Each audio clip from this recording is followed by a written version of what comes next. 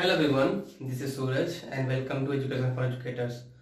तो फ्रेंड्स, हम लोगों ने दर्शन के बारे में काफ़ी चर्चा कर ली थी, सीख लिया था कि दर्शन क्या होता है। उसी क्रम में हम आगे बढ़ते हैं और हम शुरू करते हैं आपका इंडियन फिलॉसफी। इंडियन फिलॉसफी में सबसे पहला जो हमारा दर्शन है वो है हमारा वेदांत दर्शन। वो है हमारा वेदांत दर्शन। तो आज इसी बारे में चर्चा करेंगे। शुरू करते हैं आज वेदांत दर्शन।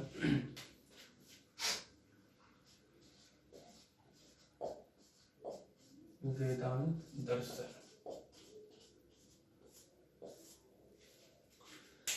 वेदांत दर्शन के अंदर जाने से पहले हम इनका मतलब समझते हैं कि ये शब्दों का मतलब क्या है। ठीक है, क्योंकि अगर शब्दों का मतलब मालूम चल गया ना तो फिर इसके अंदर क्या है वो भी हम समझ जाएंगे कि ये क्या कहना चाहता है।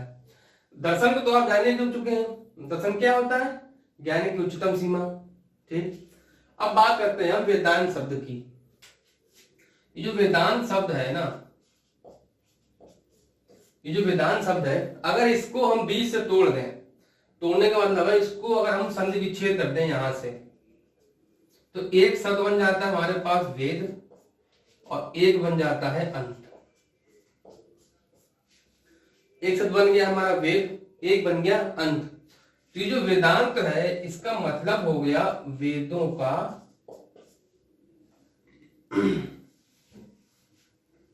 वेदों का अंत।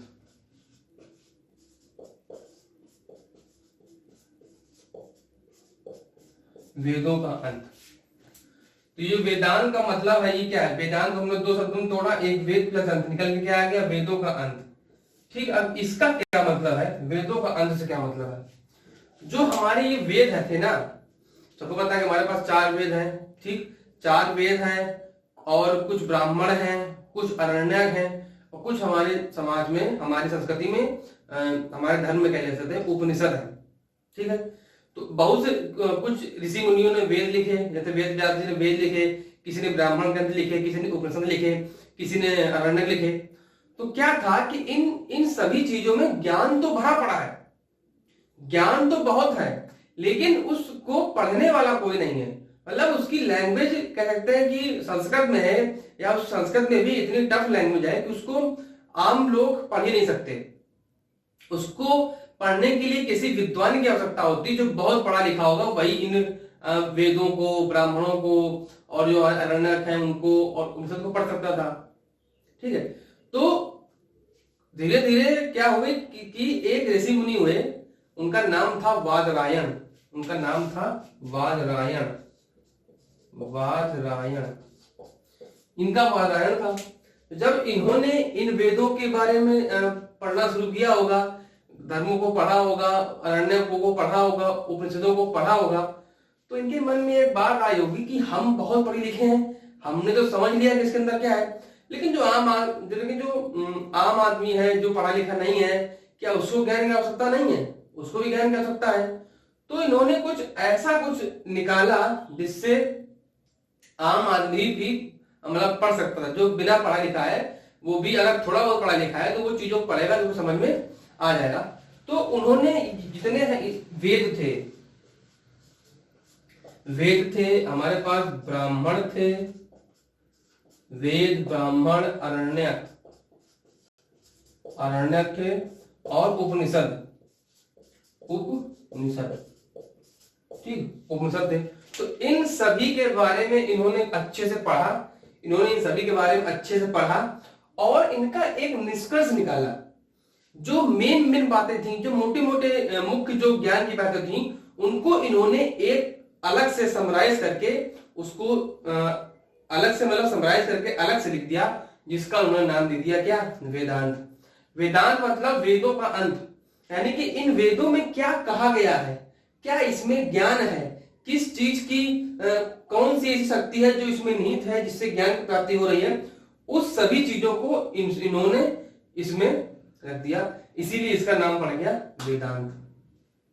अब क्योंकि ये इन सबको पढ़ने के बाद एक अलग विचार उत्पन्न हो गया, भाई जो ये पढ़ लेगा उसके मन में तो वो एकदम महापुरुष, सर्वशक्तिमान, सर्वज्ञानी बन जाएगा, सर्वज्ञाता बन जाएगा। ठीक है भाई, वेद में बहुत ज्ञान भरा पड़ा है, आप पढ़िए। तो इन्होंने इसको पढ़ा, इसको पढ़ने को इनको मन में विचार आया कि हम तो पढ़े लिखे हैं भाई, जो नहीं ज्यादा पढ़ा लिखा है वो वेदों को समझ ही नहीं पाएगा।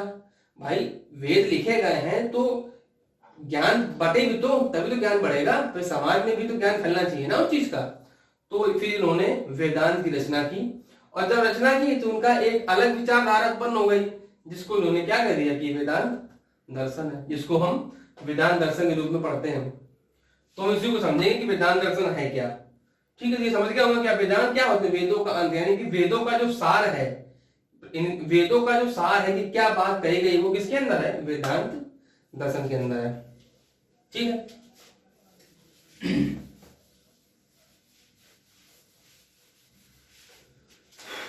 दर्शन जब हमने बताया था, हमने ये बताया था कि किसी भी दर्शन को समझने के लिए हमें उसके 3 चीजों को देखना होता है। कौन कौन से? पहला होता है उसका तत्व मीमांसा, ठीक, पहला होता है उसका तत्व मीमांसा, दूसरा होता है उसका ज्ञान एवं तर्क मीमांसा, और तीसरा होता है उसका मूल एवं आचार मीमांसा। ठीक है, तो आज हम सबसे पहले वेदांत दर्शन के तत्व मीमांसा के बारे में समझेंगे कि क्या कहता है उसका तत्व मीमांसा। तत्व मीमांसा, इस सब का मतलब मैंने बता दिया था। मीमांसा मतलब क्या होता है, जानने की इच्छा, और तत्व मतलब जिसकी ये बात करता है वही क्या है, तत्व। ठीक है, तो वेदांत दर्शन के अनुसार इन्होंने तत्व किसको माना, इन्होंने तत्व माना है ब्रह्म को। ब्रह्म, ब्रह्म मतलब ईश्वर, इन्होंने तत्व माना है ब्रह्म यानी कि ईश्वर को। इनके अनुसार वस्तु जगत कुछ नहीं है, ब्रह्म ही सर्वशक्तिमान है। वस्तु जगत की रचना जो है ये इस ब्रह्म ने ही की है, यही इसका कर्ता धर्ता है, यही इसका पालन करता है, इसी ने इस सृष्टि का निर्माण किया है और यही इस सृष्टि को चलाता भी है। आत्मा जो है, आत्मा इस ब्रह्म के ही अंदर विद्यमान है, और जब एक शरीर की मृत्यु हो जाती है तो वो शरीर कुछ नहीं होता है, आत्मा होती है, जो कि उन्होंने कहा है कि आत्मा अजर अमर है, आत्मा कभी मरती नहीं है, एक शरीर से दूसरे शरीर में प्रवेश कर जाती है ना। तो इन्होंने तत्व जो माना है वो ब्रह्म को ही माना है। इस सृष्टि को उन्होंने एक नश्वर माना है, नकार दिया, सृष्टि है ही नहीं, सृष्टि कुछ नहीं है, सृष्टि को बनाने वाला जो है वो ब्रह्म है। तो इन्होंने सृष्टि के ऊपर भी सबसे ऊपर किसको रखा है, ब्रह्म को रखा है, यानी कि ईश्वर को रखा है। सब कुछ यही करता है, व्यक्ति चल रहा है, फिर रहा है, सांस, मतलब प्रकृति में जो भी घटनाएं घटित हो रही हैं सब किसके अकॉर्डिंग हो रही हैं, किसके अनुसार हो रही हैं, ब्रह्म के अनुसार।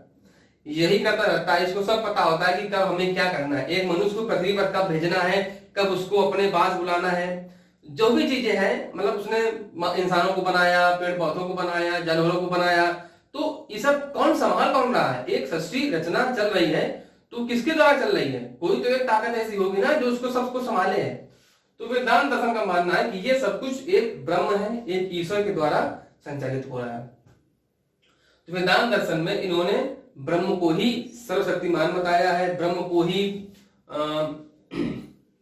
सभी कामों को करने वाला बताया है, संचालित करने वाला बताया है, इसी की इच्छा अनुसार प्रकृति में सारी क्रियाएं घटित होती हैं, कब क्या कैसे होना है, ये सब कुछ इसकी इच्छाओं पर ही होता है। तो वेदांत दर्शन में इन्होंने ब्रह्म को ही एक तत्व को माना है। ठीक है, तो ये है हमारा तत्व मीमांसा। इसके बाद जो दूसरा है हमारा, दूसरा क्या होता है, दूसरा है हमारा ज्ञान एवं तर्क मीमांसा।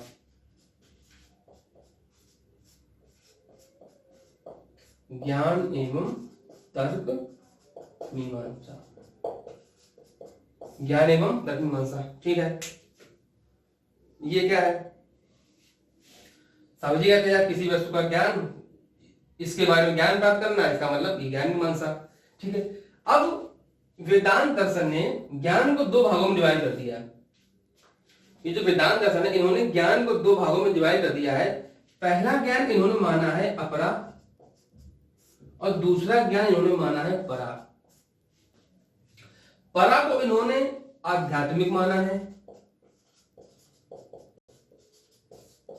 आध्यात्मिक माना है, और ये जो अपरा है इसको उन्होंने व्यवहारिक माना है,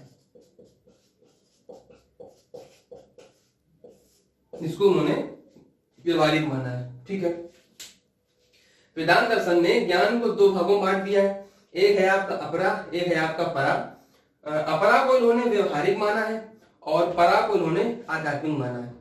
ठीक है, वेदांत दर्शन के अनुसार जो अपरा ज्ञान है वो व्यक्ति का व्यवहारिक ज्ञान है कि उसको अपने जीवन में क्या करना है, क्या नहीं करना है, कैसे लोगों से मिलना है, मतलब जो बेसिक जो बेसिक नॉलेज होती है, जो बेसिक ज्ञान होता है ना, कैसे लोगों से बात करनी है, हमको जीवन में क्या करना है और कैसे लोगों से बात करनी है, कैसे मिलना जुलना है, ठीक है, और समाज में कैसे रहना है, हमको कौन कौन से कर्म करने हैं हमको जिससे समाज मेरी तारीफ करे वगैरह वगैरह, जो भी हो, कौन से कर्म हमको नहीं करने हैं, है ना, समाज की क्या हमसे अपेक्षाएं हैं।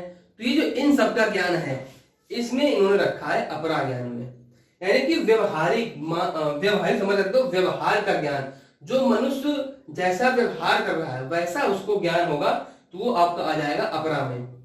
ठीक है, जो दूसरा ज्ञान है वो परा है। परा का मतलब हो गया आध्यात्मिक ज्ञान।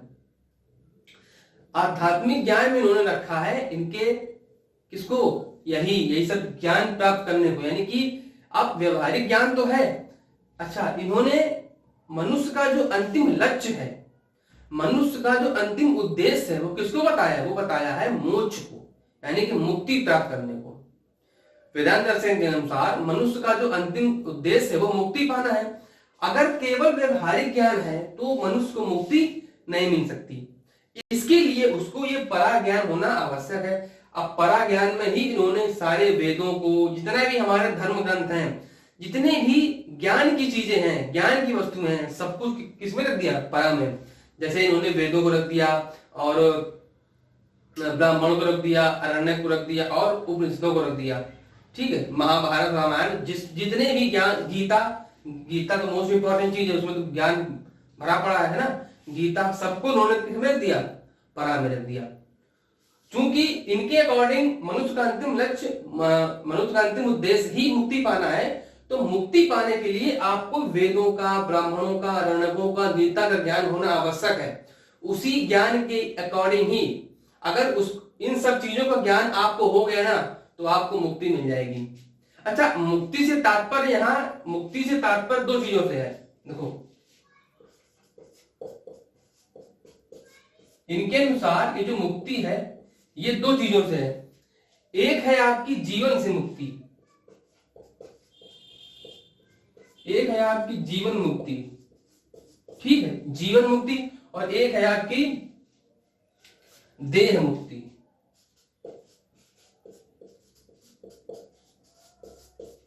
एक है आपकी जीवन से मुक्ति, एक है आपकी देह मुक्ति। ठीक है, अब ये जो देह मुक्ति है, ये अगर आपको अपरा ज्ञान है तो आपको देह मुक्ति मिल जाएगी बड़ी आसानी से, आपको कोई भी दिक्कत नहीं होगी। ठीक है, लेकिन ये जीवन मुक्ति है, ये जीवन से मुक्ति का मतलब इन्होंने इसको माना है कि आपके जो सांसारिक, जो आप समाज में रहते हैं उसके जो सुख दुख हैं, आपके जीवन में जो सुख है, वो जो सुख दुख है, उनको पास करने के लिए, यानी कि उनसे निपटने के लिए आपको उन्होंने बताया कि अगर आप इन दुखों का निवारण कर लेते हो तो आप कह सकते हो मुझको जीवन से मुक्ति मिल गई है। इस जीवन से मुक्ति पाने के लिए ही आपको ये परा विद्या का ज्ञान आपको होना चाहिए। अपरा विद्या ज्ञान में क्या, वही आपको वेद होना चाहिए। भाई, एक व्यक्ति है, अगर वो दुखों से, मान लो उसके ऊपर बहुत से दुख हैं, किसी कारणवश घर में कलह है या समाज को तिरस्कार रहा है, बहुत से दुख होते हैं, तो उसके दुख का कारण क्या है कि उसको ज्ञान ही नहीं है। उसको अगर परा विद्या का ज्ञान होगा, उसने वेद पढ़े होंगे, उसने गीता का सार देखा होगा कि क्या है गीता में, क्या ज्ञान हमको दिया गया है, तो वो इन सब दुखों से निपट लेगा। ये जो अपने बड़े बड़े ये जो ऋषि मुनि हैं, इनके पास परा विद्या का ज्ञान भरा पड़ा है, इसीलिए वो इस सांसारिक जीवन से बहुत परे हो चुके हैं, है ना। आप किसी ब्राह्मण को कभी कुछ करते हुए देखा है कि नहीं, बहुत पैसा उड़ाते हुए देखा हो या बहुत पार्टीज करते देखा हो या बहुत कुछ नहीं, सारा जीवन कुछ विचार, जंगल में बैठ कर तपस्या में लीन है। क्यों? क्योंकि उनके पास ये इतना ज्यादा ज्ञान हो चुका है कि वो एक एक लेवल क्या बहुत लेवल अप हो चुके हैं, सोच परिवर्तन हो चुकी है, उनको अब क्या सुख है क्या दुख है इससे मतलब ही नहीं है, वो अपने में ही सुखी है। ठीक, वो इनकी एक दुनिया अलग है। तो वेदांत दर्शन के अनुसार जो ज्ञान मीमांसा है उसको दो भागों में बांटा, अपरा और परा। अपरा में आपका आ जाएगा जो आप नॉर्मल, जैसे हम लोग हैं, हम सभी लोग नॉर्मल डेली चीजें जो करते हैं, जो ज्ञान है थोड़ा बहुत, कैसे करना है, कैसे चलना है, कैसे बैठना है ना, कैसे बात करनी, ये सब आता है आपका। यानी कि मनुष्य का जो व्यवहार है वो ज्ञान आपका अपरा में आ जाएगा। परा विद्या आपकी वही आ जाएगी मोक्ष। अगर आपको मुक्ति पानी है, अगर आपको जीवन से मुक्ति पानी है, यानी कि सांसारिक दुखों से मुक्ति पानी है, तो फिर आपको परा विद्या का ज्ञान होना आवश्यक है। परा विद्या में उन्होंने वेद, ब्राह्मण, अरण्यक, उपनिषद, गीता सबको इंक्लूड कर दिया। तो ये थी हमारी ज्ञान मीमांसा। ठीक, तत्मीमांसा में क्या था, इन्होंने ब्रह्म को स्वीकार किया है, ब्रह्म की ही इन्होंने पूरी तरीके से सृष्टि को इन्होंने नकार दिया है, पूरी तरीके से ब्रह्म पर फोकस किया है। क्यों, इनके अनुसार ब्रह्म ही है जिसने सृष्टि का निर्माण किया है, और इसी के अनुसार सृष्टि में सारी क्रियाएं घटित होती हैं। जो भी सृष्टि में हो रहा है सब इसी के ही अकॉर्डिंग हो रहा है। उसके बाद ज्ञान में इन्होंने दो भागों में बांटा, अपरा और परा। अपरा का मतलब आपका जो रोजमर्रा का ज्ञान है, और परा से ज्ञान आपका हो जाएगा ये सभी आपके वेद, ब्राह्मण, अरण्यक, उपनिषद, गीता, इन सब का ज्ञान आपका आ जाएगा। अच्छा, मुक्ति इन्होंने, इनका उद्देश्य क्या है, इनके अनुसार मनुष्य का उद्देश्य है मुक्ति पाना या मोक्ष पाना। अब मुक्ति दो प्रकार की होती है, एक होती है आपकी जीवन से मुक्ति, जीवन मतलब आपका जो सांसारिक दुख मिल रहा है उनसे मुक्ति। एक होती है आपकी देह मुक्ति, देह का मतलब क्या, आपके शरीर से ही मुक्ति मिल जाए आपको, है आत्मा से मुक्ति मिल जाए। तो अब जीवन से मुक्ति के लिए आपको क्या करना पड़ेगा, आपको परा विद्या का ध्यान चाहिए। देह मुक्ति तो आपको ऐसे ही मिल जाएगी। और इनके अकॉर्डिंग जो आत्मा क्या है, आत्मा ईश्वर का ही रूप है। इनके अकॉर्डिंग आत्मा क्या है, आत्मा एक ऐसा तत्व है जो कि ब्रह्म ईश्वर में ही विलीन होता है। शरीर नश्वर मर जाता है, आत्मा अजर अमर है। जब सब शरीर मर जाता है, आत्मा नहीं मरती है, तो वही आत्मा उस शरीर से हटकर किसी दूसरे शरीर में, एक शरीर से निकलकर किसी दूसरे शरीर में प्रवेश कर जाती है। ठीक है, तो ये थे हमारा वेदांत दर्शन। अच्छा, इसका भी एक वो बचा हुआ है, मूल मीमांसा। तो ज्ञान तक हो गया, चलते हैं अपने मूल मीमांसा में। आपको देखा है, यहाँ लिख देते हैं। तीसरा क्या था हमारा, मूल मीमांसा। मूल मीमांसा, मूल मीमांसा। अब मूल मीमांसा में क्या आ जाएगा, वही आपके कर्म आ जाएंगे, कैसे आपका व्यवहार है, कैसा आपका कर्म है। तो इनके अकॉर्डिंग फिर उन्होंने दो भागों में बांट दिया, एक अपरा एक परा, एक अपरा एक परा। ये अपरा परा इसलिए लिख रहे हैं क्योंकि ये टर्म है, ये दर्शन को पहचानने की ट्रिक है। वेदांत दर्शन, अगर कहीं भी आप परा परा देखोगे तो ये समझ जाओगे कि वेदांत दर्शन की बात हो रही है। किसकी बात हो रही है, वेदांत दर्शन की बात हो रही है।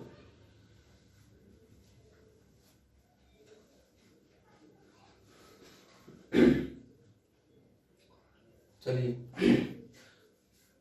हर चैप्टर में, हर सब्जेक्ट में, हर टॉपिक में कुछ ऐसे टर्म होते हैं जिनको देखकर आप जान जाते हो कि ये किस चीज की बात कर रहा है। अगर कहीं भी आपको परा अपरा विद्या की बात मिल जाए, ये सब मिल जाए, तो समझ जाओगे किस दर्शन की बात कर रही है, वेदांत दर्शन की बात हो रही है। तो मूल मीमांसा में बात की उन्होंने अपरा और परा, अपरा मूल परा मूल। अपरा मूल में क्या आ जाएंगे, जो उसके व्यवहारिक होंगे, है जो डेली लाइफ की उसकी, जो वो डेली काम कर रहा है, जो उसके डेली मूल्स होंगे, क्या हमको जैसे कर्म हमको अच्छे करने हैं, और हमारे लोगों के प्रति क्या रवैया रहने वाला है, क्या व्यवहार हमको करना है, क्या हमारा आचरण रहने वाला है ना, समाज में हमको कैसे मिलजुल कर रहना है, कैसे हमको समाज से तालमेल जोड़कर रखना है। ऐसा नहीं है ना कि आप कोई काम कर रहे हैं जो समाज से परे हटके हो, फिर वो आपको लुत्कार देगा, वो आपको समाज में लेगा ही क्यों, है ना। तो ये सब जो चीजें हैं वो किस में रखा है उन्होंने, अपरा में। और परा में क्या होगा, परा में तो एक ही कर्म है भैया, आपको सिर्फ वेदों का ज्ञान अर्जित करना है, मतलब आपको आध्यात्मिक की ओर जाना है। ठीक है, पूजा पाठ, वेदों का ज्ञान, ब्राह्मणों का ज्ञान, गौदान और ब्राह्मणों की सेवा सत्कार, अच्छे आचरण, ऋषि मुनियों जैसा जीवन, ये सभी किस में आ जाएंगे, आपके परामूल्य में। ठीक, व्यवहारिक जो भी आपके कर्म होंगे वो किस में आ जाएंगे, अपरा में। और जो आपके आध्यात्मिक कर्म होंगे जैसे वेदों को पढ़ना और वेदों को पढ़ना या पढ़ाना, है ना, तपस्या करना, ये सब चीजें किसमें आ जाएंगी, आपकी परा में। तो ये था हमारा वेदांत दर्शन। अब अगर हम इन सब चीजों को एक साथ जोड़कर, ठीक है, एक साथ जोड़कर अगर हम वेदों का सार देखना चाहें कि वेदांत दर्शन ने हमको क्या, अगर कोई आपसे पूछ ले कि वेदांत दर्शन क्या है, तो क्या ये सब बताओगे कि तत्व मीमांसा ये होती है, ज्ञान मीमांसा ये होती है, मूल मीमांसा ये होती है? नहीं। तब आप ये बताओगे कि वेदांत जो है, वेदांत दर्शन जो है भारतीय दर्शन की वह विचारधारा है इसने ब्रह्म को एक तत्व के समान माना है, इसने सृष्टि जगत को एकदम नकार दिया है और ब्रह्म यानी कि ईश्वर को ही सर्वशक्तिमान बताया है, ठीक है, और सर्वशक्तिमान बताया है, ईश्वर को शक्तिमान बताया, ठीक है। और इन्होंने जो आत्मा है, आत्मा को इन्होंने बिल्कुल ब्रह्म को ही, ब्रह्म के अंदर ही विलीन माना है, ठीक है। और आत्मा अजर अमर नहीं होती है, व्यक्ति शरीर मर जाता है, आत्मा एक शरीर से निकल दूसरे शरीर में प्रवेश कर जाती है। तो ये था हमारा वेदांत दर्शन। और इन्होंने परा अपरा की बात की है, परा आपका व्यवहारिक और अपरा आपका व्यवहारिक, परा आपका आध्यात्मिक, ठीक है। तो ये था हमारा वेदांत दर्शन। इसमें बहुत कुछ चीजें हैं लेकिन ये आपका सार है। जैसे वेदांत है ना, वेदों का सार, ऐसे ही हम आपको ये सार समझा रहे हैं। लिखने पे आप आओगे तो बहुत चीजें आप लिख दोगे इसमें। जब हो सकता है आप एग्जाम में आ जाए कि वेदांत दर्शन बताइए, तो इतना जो बताया इतना आप लिख दोगे, आपके नंबर पूरे पूरे। अभी कल हम देखेंगे कि वेदांत दर्शन और शिक्षा में संबंध क्या है। क्यों? क्योंकि हम इसको शिक्षा में पढ़ रहे हैं ना, एजुकेशन में पढ़ रहे हैं। हमको जो कुछ भी पढ़ाई करनी है वो सब अपने शिक्षा से रिलेट करके पढ़ना है। अब वेदांत दर्शन हमने देख लिया, वेदांत दर्शन ये होता है। अब इसका शिक्षा में क्या उपयोग है, इसको एजुकेशन में क्यों रखा गया है, इसकी चर्चा हम करेंगे नेक्स्ट वीडियो में, ठीक है। तो आई होप आपको लेक्चर पसंद आया होगा। अगर पसंद आया हो तो प्लीज लाइक करें, शेयर करें और चैनल को सब्सक्राइब करें। Thank you.